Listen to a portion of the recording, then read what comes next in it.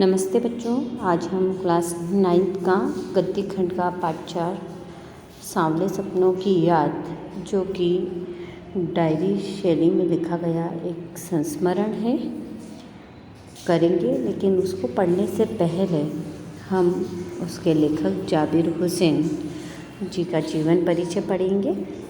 तो जाबिर हुसैन का जीवन परिचय पढ़ने से पहले उनके जीवन के कुछ महत्वपूर्ण तथ्यों को समझेंगे। जाबिर हुसैन का जन्म सन 1945 में गांव नौनही जहांगीर, जिला नालंदा, बिहार में हुआ। आपने शिक्षा पूरी करने के पश्चात अंग्रेजी भाषा एवं साहित्य के प्राध्यापक के रूप में कार्य करना प्रारंभ कर दिया। साथ ही आप बिहार की सक्रिय राजनीति से जुड़ गए। सन 1977 में आप मुंगेर से विधानसभा के चुनाव में खड़े हुए और विजय प्राप्त कर विधानसभा के सदस्य निर्वाचित हुए। आप बिहार सरकार में मंत्री बने। सन 1975 में आपको बिहार विधानसभा का सभापति बनाया गया। उन्होंने लंबे समय तक कार्य किया। आप राजनीति के साथ साहित्य से भी जुड़े रहे। जाबिर हुसैन का हिंदी, उर्दू, अंग्रेजी भाषाओं पर समान अधिकार रहा है। आप तीनों ही भाषाओं में लेखन कार्य करते रहे हैं। आम आदमी से जुड़कर कार्य करने वाले जाबिर की रचनाओं में भी आम आदमी का दर्द छिपा है। सामाजिक तथा राजनीतिक जीवन के अपने अनुभव को उन्होंने अपनी रचनाओं में प्रस्तुत किया है।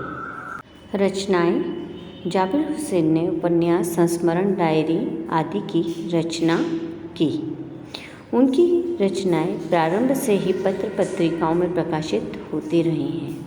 आपने डायरी लेखन में अभिनव प्रयोग किए।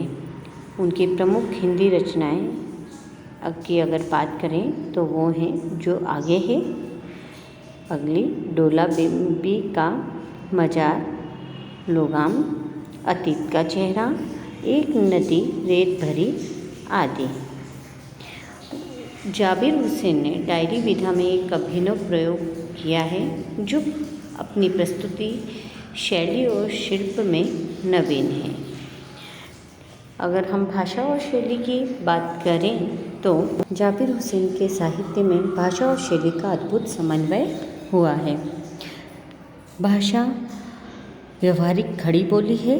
उसमें तत्सम, तद्भव, विदेशी शब्दों का भी आवश्यकतानुसार प्रयोग हुआ है।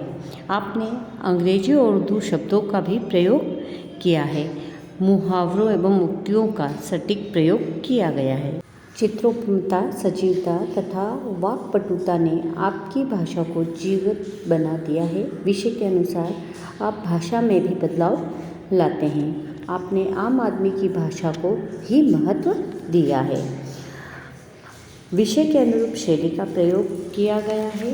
आपके द्वारा वर्णनात्मक शैली का प्रयोग उन स्थलों पर किया है जहाँ वे किसी घटना, व्यक्ति या स्थान का वर्णन प्रस्तुत करते हैं।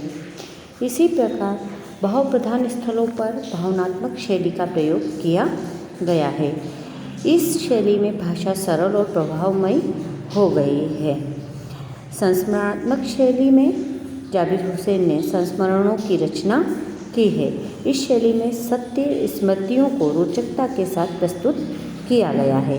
इसके अतिरिक्त आपने विवरणात्मक, व्यंग्यात्मक, विचारात्मक आदि शैली रूपों को भी अपनाया है। आपने डायरी लेखन में अभिनव प्रयोग किए हैं। अगर हम साहित्य में स्थान की बात करते हैं तो आम आदमी से जुड़कर उसके दुख दर्द को अनुभव करके साहित्य में प्रस्तुत करने वाले जाबिर हुसैन की रचनाओं में जन सामान्य का संघर्ष, कष्ट और दर्द छिपा है।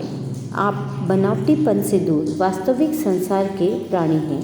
उन्होंने संस्मरण और डायरी विधाओं को पुष्ट करने का सराहनीय कार्य किया है। हिंदी साहित्य में आपका महत्वपूर्ण स्थान है। प्रस्तुत पाठ जून 1987 में प्रसिद्ध पक्षी वैज्ञानिक सालिम अली की मृत्यु के तुरंत बाद डायरी शैली में लिखा गया संस्मरण है। सालिम अली की मृत्यु से उत्पन्न दुख और अवसाद को लेखक ने सांवले सपनों की याद के रूप में व्यक्त किया है। सालिम अली का स्मरण करते हुए लेखक ने उनका व्यक्ति चित्र प्रस्तुत किया है। यहाँ भाषा की रवानी और अभिव्यक्ति की शैली दिल को छूती है। बच्चों, आप सभी अपनी कॉपियों में जावेद हुसैन जी का यह जीवन परिचय लिखेंगे।